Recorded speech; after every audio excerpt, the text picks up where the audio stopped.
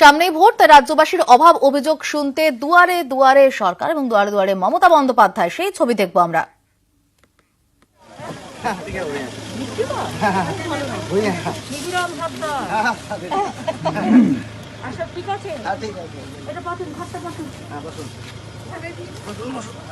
আমার মিটিং আছে এখন।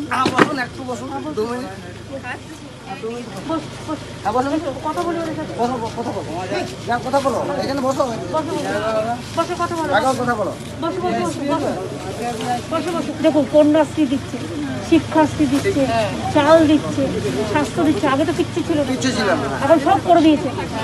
ঘর এত 10 কোটি লোকের করতে গেলে তো টাইম লাগবে, এত টাকা আসবে করতে। একটা কোভিডের যাদের করোনা হচ্ছে বিনা পয়সায় তাকে চিকিৎসা করছে, একটা ইঞ্জেকশনের দাম হচ্ছে 25,000 টাকা।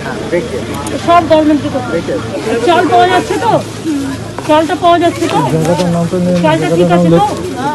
আপনাদের এখানে করোনা বেশি হচ্ছে না, আমাদের ওখানে তো বেশি আছে। চাল পাওয়া যাচ্ছে, আমাদের বাড়ি তো এখনো তো হয় না। ও আস্তে আস্তে হবে, একসাথে কি সব হয়? খুব কষ্ট হচ্ছে, আস্তে আস্তে হবে, আস্তে আস্তে হবে। এবারেও 10 লাখ দেওয়া হয়েছে, কিন্তু 10 লাখ আবার 10 কোটি লোক। আপনাদের স্বাস্থ্যসাথী কার্ড পেয়েছে, ওটা কিন্তু প্রাইভেটেও পাবে। এমনকি আপনার বাড়ির যে মেয়ের বিয়ে হয়েছে, বাড়ির মেয়ের গার্জেনের নামে হচ্ছে, তার বাড়িরও যদি বাবা মা ট্রিটমেন্ট করতে হয় সেটাও করবে। আর 60 বছর বয়স যাদের, তাদের schedule caste schedule tribe pension দেওয়া হচ্ছে না। জয় জহর চালু হয়েছে, হ্যাঁ, আবার 10-12 দিন বাদ থেকে আবার খুলবে। আর যাদের এখন অ্যাপ্লিকেশন বাকি আছে তারা অ্যাপ্লিকেশনটা দিয়ে না। সাঁওতাল তো ট্রাইবেল, আপনারা হচ্ছেন এসসি, আর বাউরি বাগ দিয়ে আছে সব এখানে, ওরা অন্যদিকে। সর্দার কি বাঁকুড়া তো অনেক থাকে, আছে কিছু কিছু আছে, অনেক নেই। আর আপনাদের কাস্ট সার্টিফিকেট আছে তো, সব কাস্ট সার্টিফিকেট সব আছে তো, কাস্ট সার্টিফিকেটে কোনো অসুবিধা নেই। আমি আবার আসবো, আপনারা ভালো থাকবেন। ঘর আমি আস্তে আস্তে করবো, একবার সব হবে না, আস্তে আস্তে করবো, আস্তে আস্তে।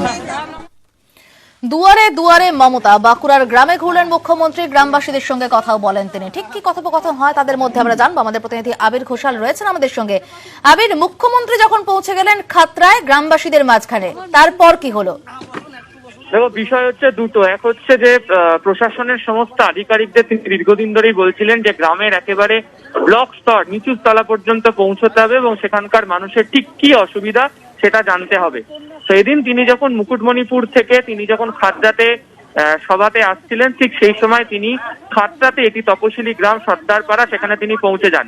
এবং মুখ্যমন্ত্রী গ্রামে পৌঁছানোর পর গ্রামবাসীরাই হতবাক, তার কারণ তিনি নিজে গিয়ে সাধারণ মানুষের সাথে কথা বলতে শুরু করেন।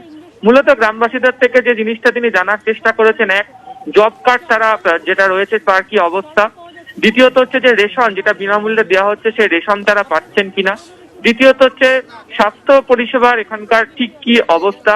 এছাড়া কন্যাশ্রী, রূপশ্রী, সবুজ সাথী সাইকেল এই গ্রামের মানুষজন পান কিনা এবং গ্রামবাসীদের কোনো অসুবিধা হচ্ছে কিনা। তিনি সেখানে শুধুমাত্র গিয়ে দীর্ঘক্ষণ ধরে যারা গ্রামবাসী তাদের সঙ্গে কথা বললেন তা শুধু নয়, তার সঙ্গে থাকা আধিকারিক এমনকি কল্যাণ বন্দ্যোপাধ্যায় তার সঙ্গে ছিলেন। যা যা গ্রামবাসীরা জানিয়েছেন অভাব অসুবিধার বিষয়, প্রত্যেকটা জিনিস তিনি নোট রাখেন। এবং তারপরেই তিনি যখন সভাতে এসে পৌঁছন, তিনি এটি বলেন যে দুয়ারে দুয়ারে বাংলা সরকার এই প্রকল্প চালু করা হচ্ছে। 2 মাস ধরে এই প্রকল্প চলবে, যেটি শুরু হবে হচ্ছে 1 ডিসেম্বর থেকে, চলবে হচ্ছে 30 জানুয়ারি পর্যন্ত। এই প্রকল্পেতে এই সমস্ত গ্রামবাসীদের বা ব্লকের বা রাজ্যের প্রত্যেকটা মানুষের ঠিক কি কি অসুবিধা রয়েছে। ক্যাম্প চলবে সকাল 11টা থেকে বিকেল 3টে পর্যন্ত, সেখানে এসে গ্রামবাসীরা জানাবেন এবং প্রশাসনের যারা কর্তারা রয়েছেন বিভিন্ন দপ্তরের বিভিন্ন বিভাগের, তারা সেই সমস্যার সমাধান করবেন।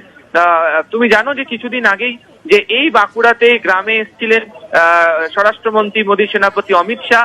তিনি গ্রামবাসীদের বিভিন্ন বিষয় নিয়ে অভিযোগ করেন। তিনি অভিযোগ করেন হচ্ছে প্রশাসনিক কাজকর্ম নিয়ে।